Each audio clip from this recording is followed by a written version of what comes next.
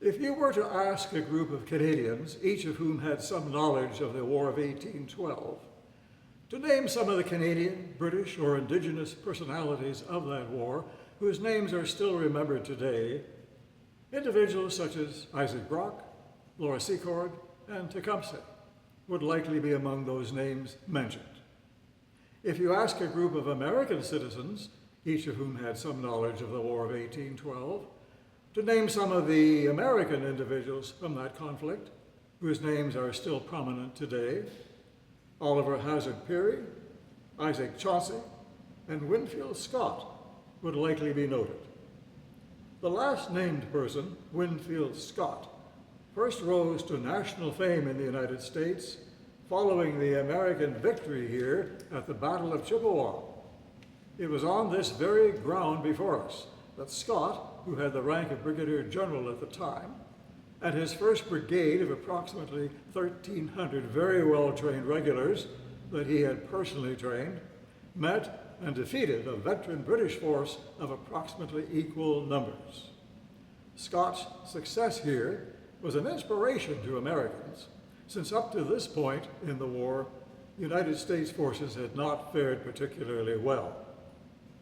Following the battle, the commanding officer of the United States Army at the Battle of Chippawa, Major General Jacob Brown, wrote in his report of the battle that Scott was, quote, entitled to the highest praises our country can bestow. To him more than any other man, I am indebted for the victory.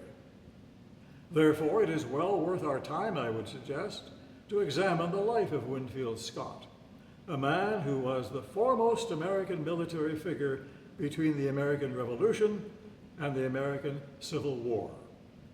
He was born in Petersburg, Virginia in 1786. In 1805, he began attending the College of William and Mary, but soon left to study law. He joined the American Army in May of 1808, shortly before his 22nd birthday, as captain of the light artillery. By the time the War of 1812 broke out, he was a professional soldier who many felt both looked and performed like, as was often said, the perfect god of war. In writing about Scott, one relatively recent author has provided us with some interesting details about the man. Describing Scott as, quote, a remarkable commander, he goes on to note that he is, quote, a little pompous and more than a little vain, but has reason to be both. He has studied Greek, Latin, and French, rhetoric, metaphysics, mathematics, political economy, philosophy, and law. He rides well, holds his liquor, plays chess, and knows how to keep a conversation going.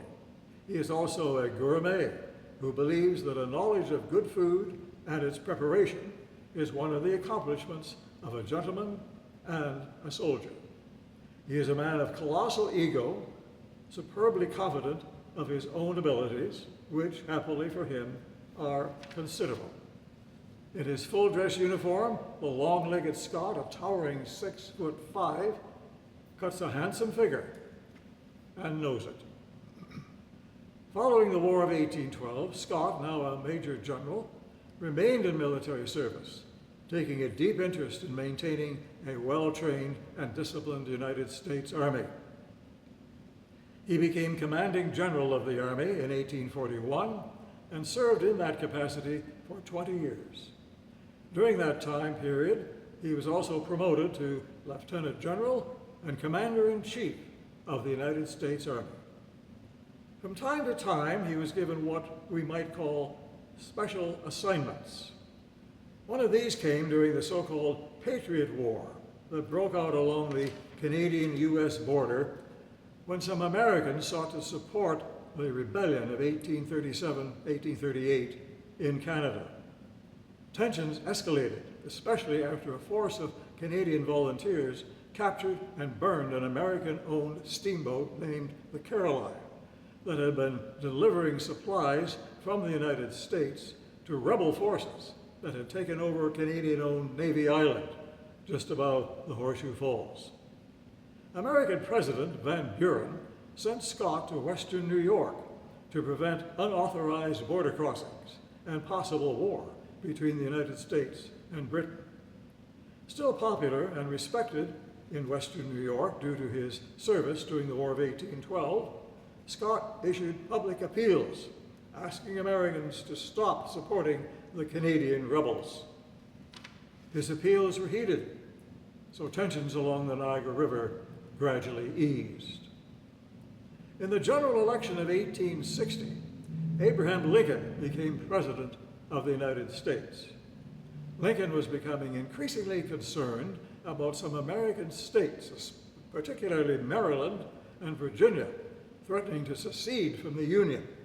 South Carolina had already seceded. Because Scott was from Virginia, Lincoln sent an envoy to ask whether Scott would remain loyal to the United States and keep order during Lincoln's inauguration, which was scheduled for March the 4th, 1861. Scott responded to Lincoln's envoy, "I shall consider myself responsible for Lincoln's safety. If necessary, I shall plant cannon at both ends of Pennsylvania Avenue, and if any of the Maryland or Virginia gentlemen who have become so threatening and troublesome show their heads or even venture to raise a finger, I shall blow them to hell." Lincoln's inauguration went off without incident. Winfield Scott, who served in the War of 1812, the Mexican-Canadian War, and as an advisor during the opening stages of the American Civil War, died on the morning of May 29, 1866, at the age of 79. He lies buried in the West Point Military Academy Cemetery in Westport, New York. The words on his headstone sum up his achievements. Those words read, "History records his eminent services as a warrior, pacificator, and general-in-chief of the armies of the United States."